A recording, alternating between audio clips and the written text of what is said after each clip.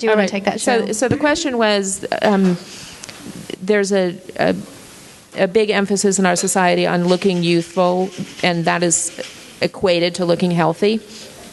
And at what level do we determine that that's acceptable? I mean, when do we look young enough? When do we look healthy enough? And I think that is actually a really good question, because I believe it's changing a little bit in our society, and I think that just as our heroes of rock and roll who continue to play now that they're in their 70s, exactly.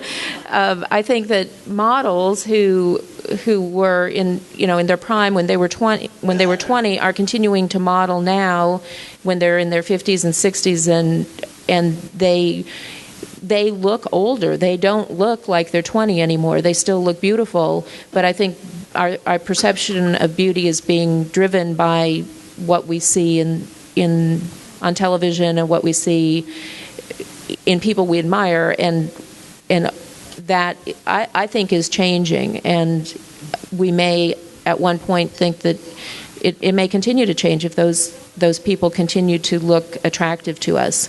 But they certainly do things to try to improve.